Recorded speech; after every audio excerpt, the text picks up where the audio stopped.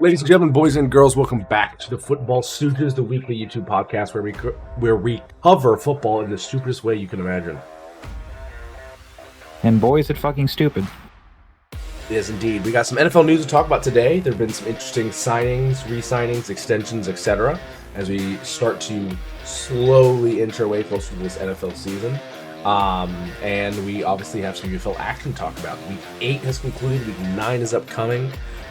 There are only 10 weeks, so we are in the last little leg of the season, so we'll get a better look at the standings, see how things are moving forward.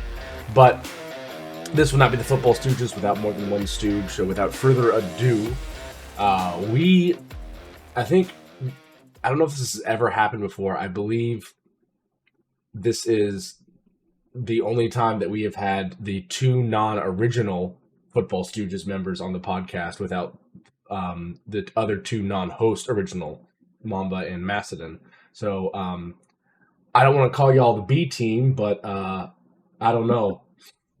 First up, the fullback with the stash. It's Gorlami. Yeah, what's up? You do know that if you call us the B team again, it's going to be Mama news and we're going to get nothing done. Something happened. I don't know. I was too busy.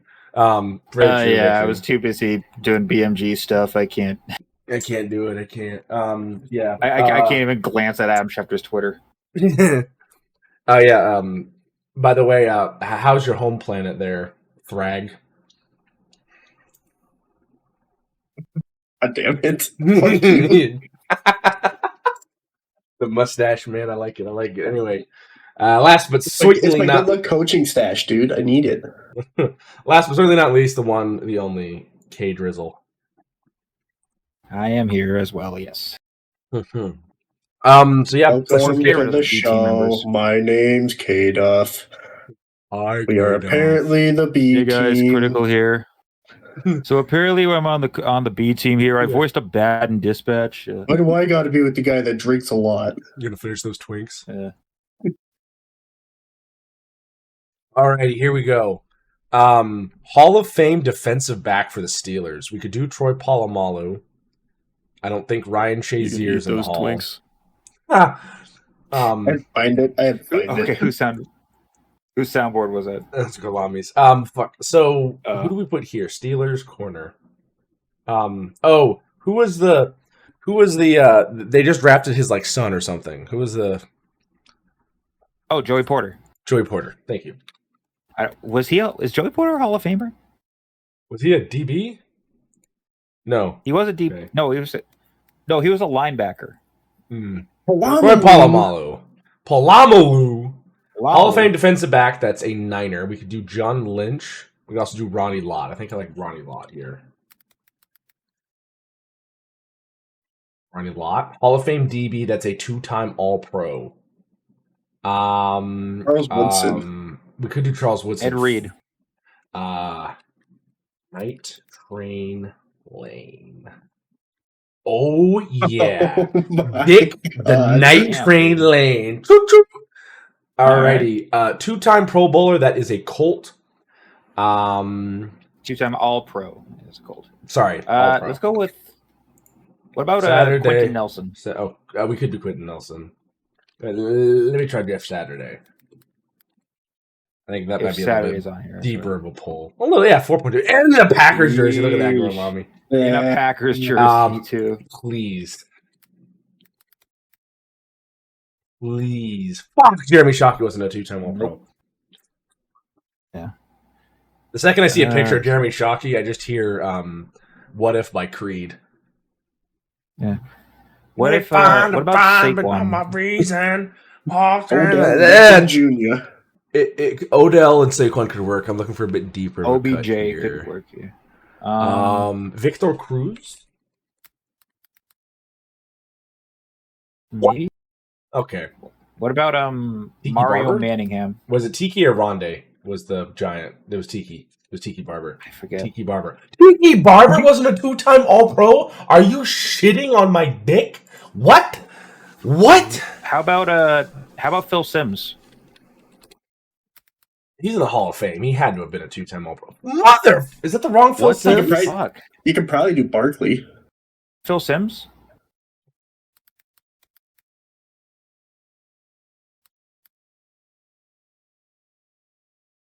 What the fuck? I guess he wasn't ever. Eli Manning. Thank God. That I don't want to stick you with Saquon. Okay, try. Oh, Sexy Dexy. Sexy got it. Dexy. Sexy. All right. Dexy. Sexy. All right. A Colt that was a Steeler and a Colt that was also a Niner. I would say Michael Pittman Jr., but he hasn't played for the Steelers yet. Yeah.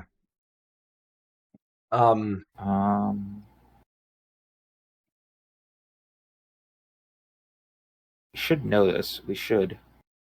At least one. Yeah. The Giant that was also Steeler and a Giant that was a Niner. This is, for some reason, these aren't ringing any bells here.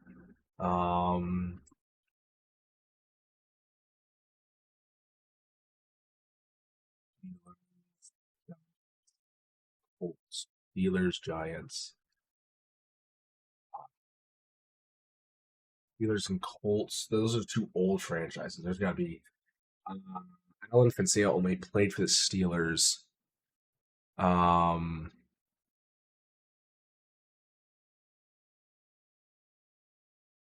Oh fuck. Oh, Linval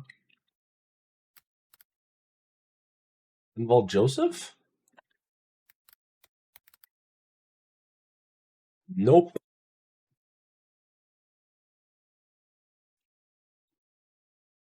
Holt, that was also a Steeler. Dallas Clark wasn't ever a Niner or a Steeler. Not Marvin Harrison, not Adarian James. Peyton Manning didn't play for either. Not Luck. Pierre Garçon? I think Garçon played for both. Try Pierre Garçon! Pierre Garçon! Frank Gore was a good pick for there too. Oh, Jesus Christ, Frank Gore. Oh my God. Was he ever a Giant? It was a Jet. I don't know about a Giant. Damn it. Frank Gore. Was it Adarian James ever a fucking Steeler? I don't think so.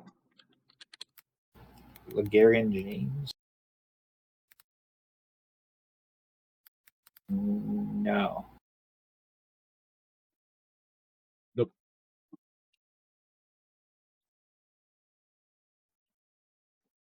Colts. Gay. The kicker. Matt Gay? Fuck no. Ryan Day?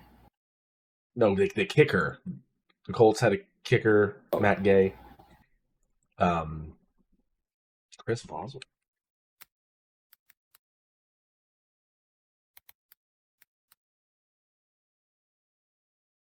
Damn it.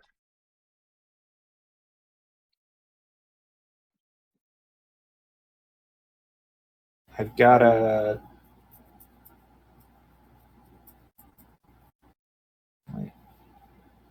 What do you got?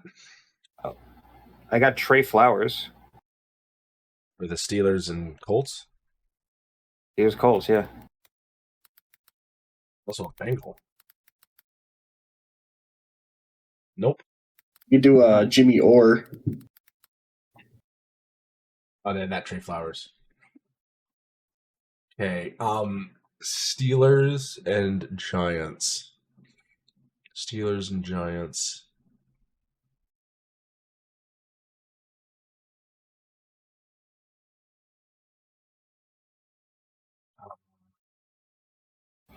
Plaxico Burress. Oh, I knew there was a wide receiver. I had another one in mind. Who was the other one? Was it Gunnar Olszewski? Oh, fuck it, they're out there somewhere. Russell Wilson. Fuck off! Yeah, I forget he was a Steeler. Oh shit, you're right. Yeah. Then finally, a Giant that was also a Niner. One's tough. T.O. was never a Giant.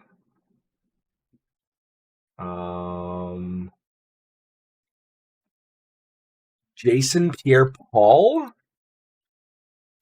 I don't think he's ever a Giant. He started out as a Giant. Oh, he was a Giant. I don't know about a 49er.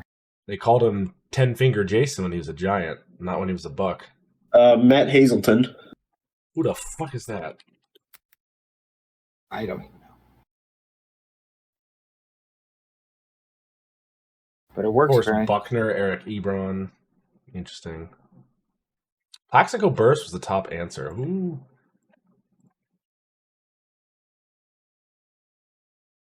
Blake Martinez? I guess. Who the fuck? Harvey Clayton, Terminator. Oh, Jabril Peppers. Matt Barr. Randy Bullock. Ryan Clark. All right, nice. Very nice. All right. Let's just go ahead now and get into some KDUF news.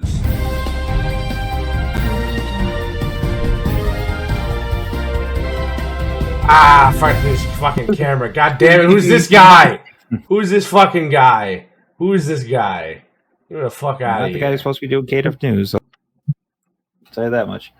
All right, so we're going to be starting this out with, as we always do, injury news. For the UFL, going in order of games.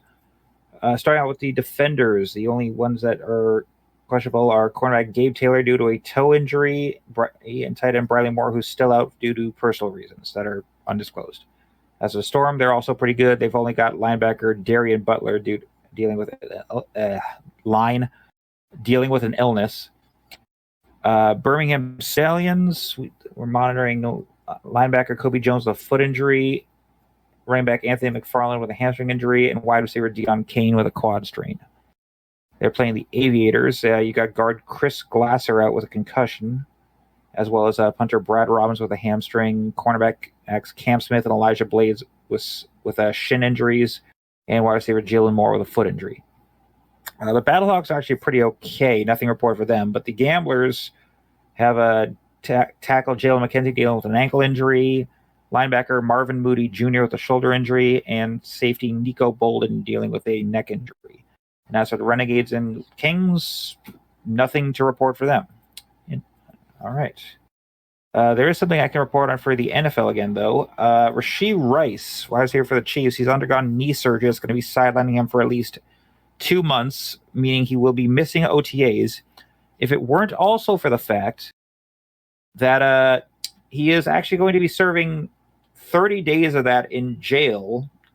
This is because he failed a drug test and tested positive for marijuana while he's on probation from that reckless driving charge in Dallas where he was street racing and caused a multi-car pileup with some injuries. So he's going to be having to try and exercise that out in prison, I guess. On to signing stuff. The Giants have, for some reason, extended General Manager Joe Shane on a multi-year contract. As for other signings, let's see what we got here. The Chicago Bears, former Colts running back Salvin Ahmed and former Giants safety Anthony Johnson. Earlier, it was revealed that the Lions have re-signed linebacker Jack Campbell on a 4-year, $81 million deal. Pretty well deserved. He's been a great piece on their front seven since they drafted him. And they've also signed former Dolphins wide receiver Cedric Wilson. Going down to the the Rams. They're extending quarterback Matt Stafford. He's already still under contract, but they're giving him another year with an extra $55 million, meaning he's going to be making up to $105 million over the next 2 years here. There's at least one more, I think. Oh yeah, the Steelers. They finally have re-signed quarterback Aaron Rodgers. He's getting a 1-year, $25 million deal. So he's done it, but finally also admitted this is it. It's confirmed that this year is going to be his last. He plans to retire at the end of the season. Funny enough. Going on to other retirements, another one. Former Bears wide receiver Colin Johnson has announced his retirement after 5 seasons with the Bears, Raiders, Jaguars, and Giants. He didn't really do too much in the league, just was kind of a gadget plug-and-play guy. only ending his career with 394 yards and 2 touchdowns. But good retirement to him. Other stuff, we already discussed Rashee Rice stuff. Eagles linebacker Nolan Smith was arrested in Georgia this week. He's on charges of, you guessed it, reckless driving and speeding, where he was clocked at almost double the speed limit. I don't know what it is about Georgia Bulldogs driving like they're SpongeBob SquarePants. I don't know what it is. Court filings have revealed that current Vikings defensive coordinator Brian Flores has served 25 teams with subpoenas and over 1,000 discovery request inputs in an attempt to obtain league-wide hiring records and communications related to discrimination claims about the head coaching hiring practices. Something that I thought he already let go of a while ago, but still going on about, I guess. Let's see. A couple other changes in the NFL. Starting as early as next year, NFL teams will be approved to play as many as 10 international games. Already playing 9 this year. And they've also voted to strip a team's ability to protect any home games from international play. Meaning, I guess there was a rule in place with the increase in international games where teams could say, like, oh yeah, we want to be actually at home for this game on week 7. Please don't send us to Germany or wherever. They can't do that anymore. Other stuff, after they were campaigning for it following this year's draft, the 2028 draft has been confirmed to being held in the Vikings' home in Minneapolis, Minnesota. And speaking of new homes, the 2030 Super Bowl, a.k.a. Super Bowl 64, it's going to be held in Nashville, Tennessee, at the new Nissan Stadium that is being built for the Titans right now.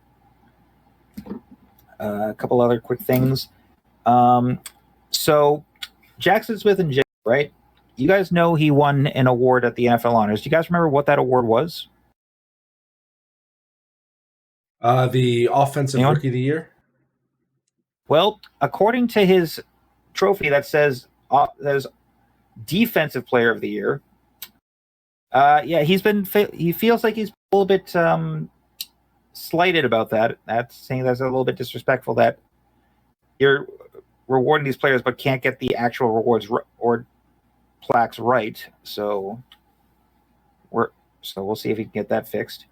And last but not least, we've got a bit of a homecoming as LSU has agreed to a deal that will see former head coach Ed Orgeron hired as an assistant on new head coach Lane Kiffin's staff. This is Coach O's first appointment as a coach since he stepped down in 2021 after mutually parting ways with the Tigers. So a bit of a already.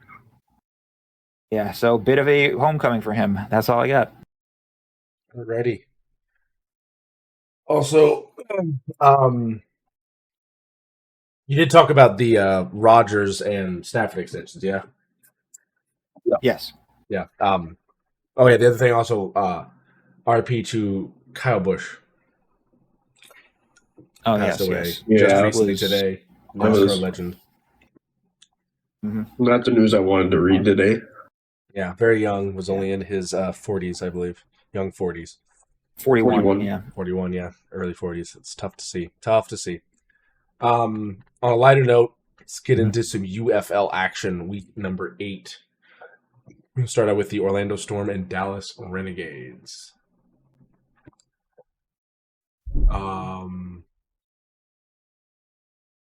Fort Hood, such a special place. All of our servicemen and women around the all playing together. The entire globe. We just appreciate your service so much. Amen to that, bro. Where the fuck is the sound? Why can't I turn the sound off? I'm not hearing anything. Thank you very much. Well, I am, and if I hear stuff, then the stream's gonna hear stuff. There it is. Just could not find that. There we go. Alrighty. So here we go. 31-24 the final score. Orlando gets the win.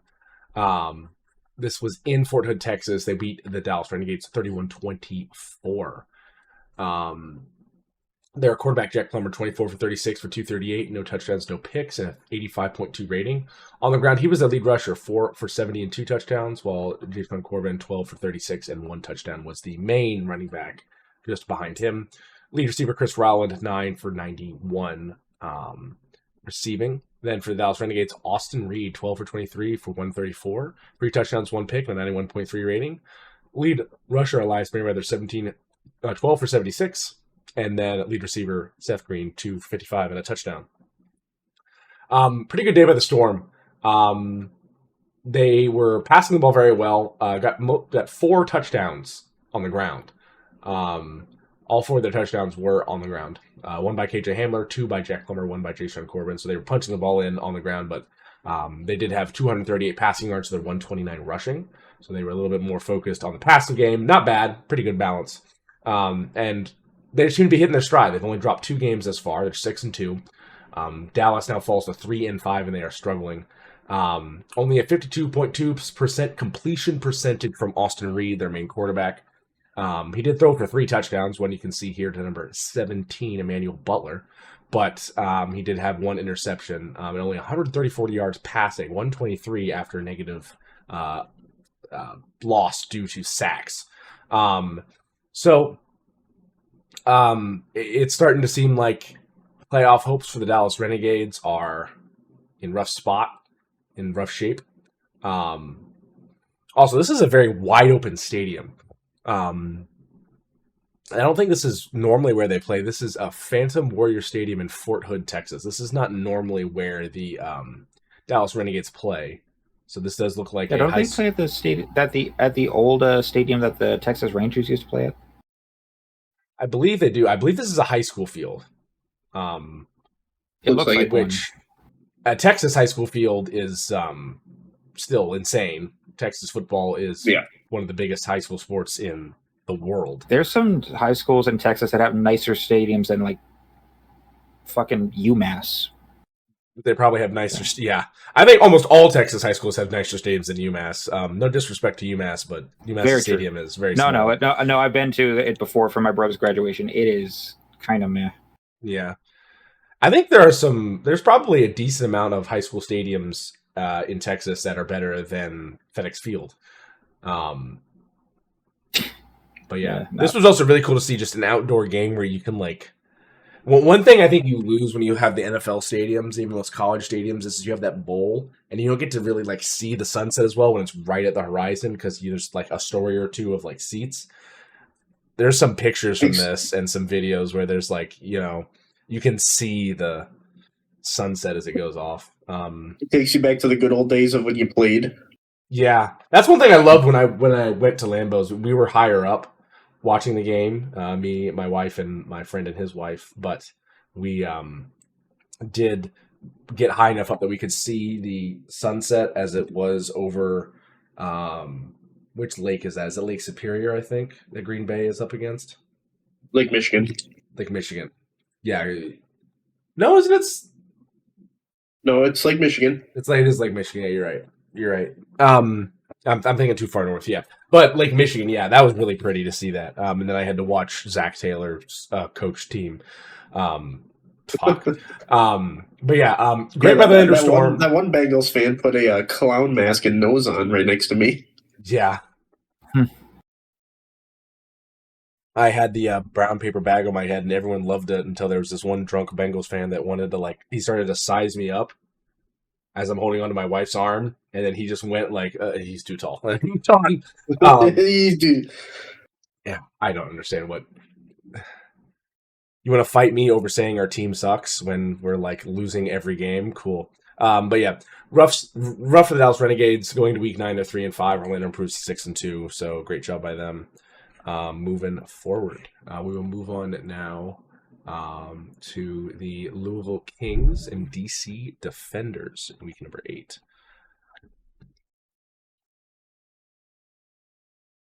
Ready, here we go. 30-33, the final score. Get a lottery ticket because the Louisville Kings won at home. They, by 3 points on a 13-6 fourth quarter scoring run, beat the DC Defenders at home. Jordan Ta'amu was in the game, went 2 for 4 for 1 touchdown and 2 picks before being subbed out for Spencer Sanders, 7 for 15 for 83 yards, 2 touchdowns, 1 pick, and a 36.3 rating. I believe, was Was he injured or just taken out, I believe, K-Duff? I don't remember if I saw that correctly. Yeah. Right. I'm trying to find it out real quick. I think I remember seeing something about Prather being hurt. I believe he was. I don't think they just subbed him out, if I remember correctly. I just don't want to be wrong on this because it's a big point. This is like a guy that could be in contention for the UFL MVP. Lead rusher for DC that was incredible. Xavion Xavion Vidale. Xavion Vidale, 13 for 107 and a touchdown. What's up, Gideff? Former Jet too. The lead receiver, Eric Ezukanama, 4 for 65 receiving. And then Chandler Rogers, the lead passer for the Kings, 11 for 20 for 143, 1 touchdown, 1 pick. James Robinson, lead rusher, 20 for 59 and a touchdown. And Isaiah Winstead's 5 for 92 and a touchdown.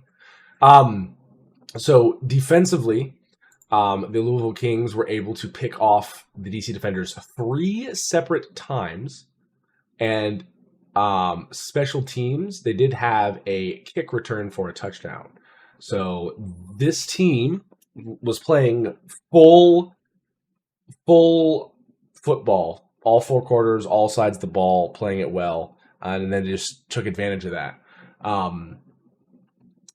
They were tied at 17 going into the half, and then managed to come back after falling down 4 points into the third, going into the fourth quarter, and put up 13 points in the fourth while only holding DC to 6.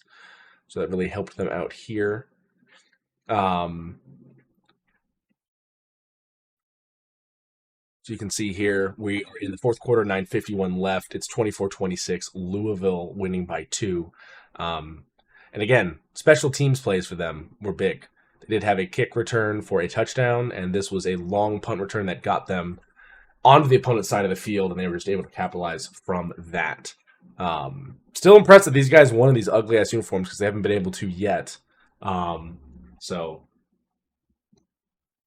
this is I believe this is their first home win, which is insane to say going into week 9. They now improved to 4-4. DC falls to 5-3, so Orlando now takes the number 1 seed in the UFL. So, interesting to see how that's going to go in the playoffs. A little bit, especially with, once Tomu came out, I felt like this team became one-dimensional, and it was just Xavier Vidale just running the ball as much as he could. The guy had 13 attempts, 107 yards. He did well, but at the same time, Spencer Sanders and Jordan Tomu, oh, God, the timing. Yikes. Hell of an interception, though. Gotta say, I've not seen a toe tap interception like that in a minute. And it just like wore down these DC defenders a lot, I feel like, because this is a really good defense, and just, you keep, in the words of modern philosopher Marshawn Lynch, you just run through a motherfucker over and over and over and over and over and over and over and over. They're not going to want to deal with it. Over and over. Gorlami. We got to do some film breakdown here. Gorlami. Look at this.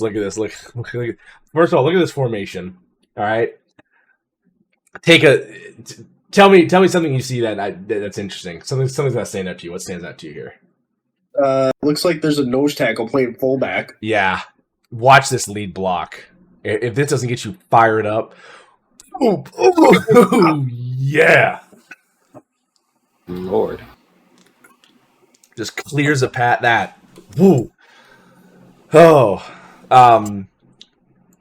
So we will have to see how long this Tomu injury is going to take them out, because that is going to cause issues for the DC defenders if any type of playoff push wants to be considered for them.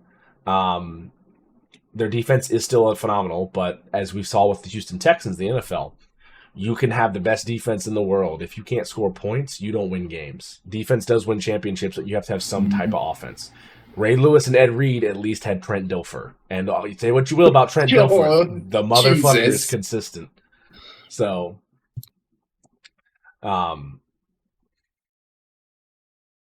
yeah. DC falls 5-3. Louisville improves to 4-4. They get their first win at home. About damn time. Let's go ahead and move on now. We'll go to the Houston Gamblers and St. Louis Battlehawks. Keeps fucking pushing me forward weeks. Oh, nope. I want the recap, not the box score. Motherfucker. Alrighty. Okay. 23-16, the final score. Houston walks into St. Louis, Missouri at the Dome at America Center and beats St. Louis Battlehawks decently handily here. They improved to 3-5. St. Louis falls to 5-3, so now tied with the DC Defenders. So two pretty good teams feel like they're slipping a little bit lately. Houston Gamblers, lead passer Hunter Decker is 15 for 22 for 155, 2 touchdowns, 1 interception, and 99.6 rating. They also had John Rise Plumley, number 9, 2 for 3 for -3 yards. Wild stat line. Still had a 70.1 rating. Lead rusher Kirk Merritt, 2 for 22, and Lawrence Keys, the third lead receiver, 3 for 60 and a touchdown. For the St. Louis Battlehawks, Luis Perez, 26 for 47 for 308, 47 attempts. Oh my God, 1 touchdown, 2 picks, a 64.8 rating. Javion Howard, lead rusher, 8 for 35. Stephen McBride, lead receiver, 8 for 116. Interesting game here. I was looking at both of the rushing stats and was kind of appalled. 39 rushing attempts for 127 yards was the total for both teams during the game. Houston went 19 for 66 and St. Louis went 20 for 61. That is ridiculous. The lead rusher for Houston had 22 yards on 2 attempts. And that Kirk Merritt. Like, I get modern NFL, but dear Lord, guys, this is... I mean, St. Louis has been struggling. They got Luis Perez. He's a good quarterback, and he's playing well. But putting 47 pass attempts on his arm, that's a lot. I mean, he did well, just not well enough. He did throw 2 picks, gave Houston the position to do some things with those. They did force 1 fumble, get 2 interceptions on defense for Houston, so that really propelled them to get this win. I mean, they came out early. They scored 20 points in the first half, so only 3 points in the second half, excuse me. So St. Louis wasn't just able to make up that halftime deficit, and Houston walked away with this one. This was definitely a very odd game, but I think the Gamblers' defense really just came forward and did what needed to be done to put them in position to win the game. Got them in the right position, got them in the right spots, and was just able to do just enough. Luckily, St. Louis, despite all of their weirdness this season, they do seem to have the quarterback going forward with Luis Perez, and they're now 5-3, which isn't horrible. DC still very good. They're 5-3, so you're not in a bad spot. So, moving on forward, we'll go finally to the Columbus Aviators and Birmingham Stallions. Alrighty. Oh boy. 3-14, the final score. This game was played in 2026 and not 1926. Aviators got 3 points in total. Birmingham scored 14. This was in Alabama. Jalen McClendon, the lead passer, 19 for 30 for 151. No touchdowns, 2 picks, a 48.1 quarterback rating. He was also the lead rusher, 4 attempts for 18 yards. Lead receiver, Trey Martin, 3 for 33. For the Stallions, Dorian Thompson-Robinson, 12 for 20 for 126, 1 touchdown, 1 pick, and a 74.2 rating. Lead rusher, Tyron Davis-Price, 8 for 21. Lead receiver, Jalen Mickens, 2 for 33. I don't want to downtrod anything, but this was shit football. This was bad. 17 points scored in total. The Stallions had less than 100 yards passing on 20 attempts. And both teams had less than 62 rush yards. Both of them had over 20 rush attempts.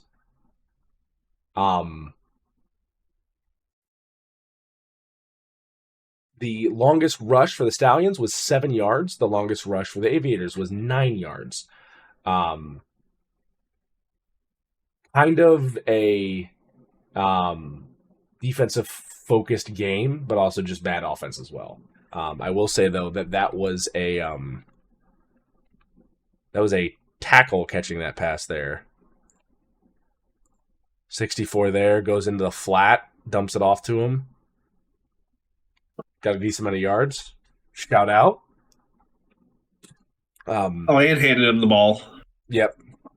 Big time. But yeah, Aviators fall to 2-6. They're probably out of the playoff contention. We'll take a look at that real quick before we give you our predictions for next week. Birmingham now improves to 4-4, so they have a chance. The Aviators need to get off the ground, pun intended. And it's probably a little bit too late. And they're kind of, as Kaduff once said, you can't lead a horse to water if it's glued to the tarmac. So, yeah. Not falling asleep. Let's go ahead. Yeah, I feel you. Let's go ahead and just take a look at the standings now that we're talking about them. I don't really want to look more at that. Alrighty, so here we go. Orlando, they have clinched a playoff berth. They cannot miss the playoffs now. They're 6-2. You have 2 5-3 teams. Every team you see here has a chance to. Yeah, Columbus could make the playoff. Even the Aviators. They can. They're not eliminated. Houston and DC are both 5-3. DC does have the edge right now, based on record and strength of schedule. Birmingham's 4-4, and so is Louisville. Louisville, you better hope you're on the road for the entirety of the playoffs. Dallas is 3-5, Houston is 3-5, and Columbus 2-6. I didn't expect Orlando to be this good. Again, the powerhouses right here usually are a little bit better, especially Birmingham. I feel like this 4-4 is a little deceptive. They've looked bad this year. If it's a road game, I trust Louisville more. Like, genuinely. And I think if it depends on what Tom is at, if I'm going to trust DC. But getting Luis Perez for the Battlehawks really improved their chances to me. Louisville Storm just right now just seem like a wagon, and we're going to see if anybody can derail them. So yeah, let's go ahead and just give ourselves our predictions for this upcoming week number 9, and we can get out here. It'll be a quick episode. DC and Orlando start us out Friday. Which, by the way, is there a Monday game? It's not a Monday game. It's Labor Day weekend, but yeah. Friday, 8 p.m. Eastern, DC and Orlando. This is in Orlando, Florida. I think I'll take Orlando in this one because I'm kind of worried about Tom coming back. Either is he going to be 100%? Is he going to be healthy? Is he going to play at all? I'll take Orlando by 3. The Storm by 7. Storm by 7? Yep. Okay. Yeah, I'm going to go with my defenders because I got to by 6. Okay. Birmingham and Columbus, straight rematch. This one's now in Columbus. This one's at 3 p.m. on Saturday. We made the joke last week about what wins, a Gal 18 Avenger or a horse, and the horse kicked the shit out of the fucking gun. So let's reload and get off the ground, Aviators. So Aviators by 1. Stallions by 3. Gracious. The lead passer for the Stallions has 811 yards in week 9. Oh my God.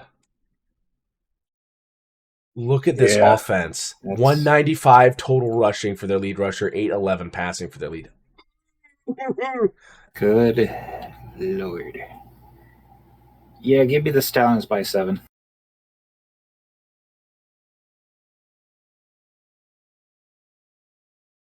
Oh, Mary gave his prediction. I don't know why I was waiting for him. Dallas and Louisville. Louisville just got a win. They improved to 4-4. They're looking for a playoff berth. They did get their first home win, but I'm not buying it. Dallas by 5. Those home jerseys are an affront to God. Dallas by 10.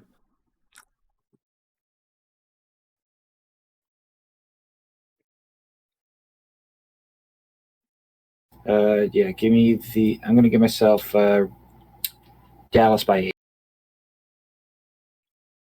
Righty. Last but certainly not least, Sunday, May 24th, 7 p.m. Eastern.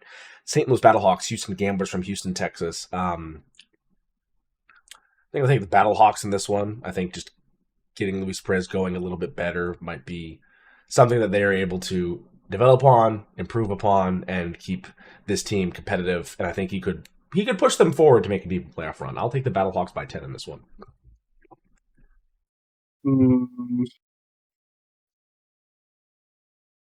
Yeah, Battlehawks by 7.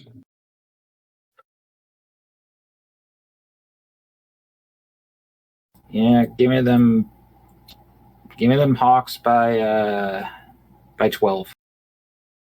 Alrighty. Those are our predictions for the UFL week number 9. Second to last week of the season. Only 2 more weeks, which is crazy to think that flew by. It did fly by. We've been very busy this summer as well. A lot of us have been a lot of stuff to do, so did fly by. But I coached the pole vaults. Happy to have the UFL, and always loves me some spring football. Good news, fluid teams. Even though my team sucks, they have the best uniforms in the league, hands down, no questions asked. To argue with a brick wall. Thank you for watching this episode of the Football Stooges. We hope you enjoyed. If you did, please make sure to like the video. New episodes come to you every Friday at noon. Enjoy this Memorial Day weekend. Remember the reason for the season. I know that's a Christmas thing, but it's also can apply here. And spend the time with family, friends, with anybody you can. Enjoy the hopefully warmer weather you're getting. Hopefully it's not too hot. Starting to get a little hot here in Indiana. It's all the fucking corn. It's supposed to storm all weekend in my area. I mean, it's Boston. It's always gloomy and drowsy and like Tom Fuck the jet stream, man. Yeah. And just enjoy this season of just starting to amp up towards football. We're starting to get some stuff about college coming back. People are talking about like the apocalyptic type battle that there's going to be between LSU and Ole Miss whenever that happens. I think Ed Ogeron was hired to be a physical bodyguard for Lane Kiffin if the field gets stormed. No, they hired him as a backup when he betrays them and goes for like an even better deal at like, I don't know, fucking Clemson or something. Yeah, but like, love Ed Ogeron, one of the greatest personalities. Did you see LSU after Burrow left? Yes. It was bad. It was shit. Love Ed's a great recruiter, a good defensive coach. How he had the best offense in college football history is beyond me. Like, the motherfucker is a defensive lineman, is a defensive coach, and had Joe Burrow, Leonard Fournette, Justin Jefferson, Jay Jettis, and Jamar Chase. Yeah. I think you also have Patrick Queen on that squad, too. I mean, I was just talking offensively. Like, the dude's like a fucking defensive coach, and he's just like, yeah, like here's the Avengers on offense. You're like, well, what the fuck? Clyde Edwards-Helaire, too. Huh. Yeah, that LSU team is like Urban Meyer's like Florida teams, where you're just like looking like like, oh, that guy went to jail. Oh, that guy went to jail. Like, but for LSU, it's like, oh, that guy's in the NFL. That guy's a Pro Bowler. That guy's an All-Star. That guy's a Hall of Famer. Watching Kirby Smart's like, oh, that guy's got a speeding ticket. Oh, that guy's got a speeding ticket. Oh, that guy's got a lethal car wreck. Ooh, piece of candy. Ooh, piece of candy. Ooh, piece of candy. Ooh, piece of candy. It is starting to come back and bite the Philadelphia Eagles. They just had a, I believe it's a second-year, third-year player. Nolan Smith, yeah. Yeah. I meant double over the speed limit, Kirby Smart, 35 and a 70, something like that. Kirby Smart, you might be the next head coach of the Philadelphia Eagles if Sirianni decides to call it quits, because there's nothing's changed. Draft Georgia players, now they're just speeding in Philly, which is even worse than Georgia. But yeah, Jalen Hurts is still suddenly driving like he's doing a GTA race. Well, he went to Alabama, so at least maybe Nick Saban was like, you know what. Go buy a Corolla. Don't go buy one of them Mustangs. Just, get to A to B. Don't do like, don't drive like Lonzo Ball or LaMelo Ball or whatever. This has been too long of an outro. Run the damn ball. Good night. Yes.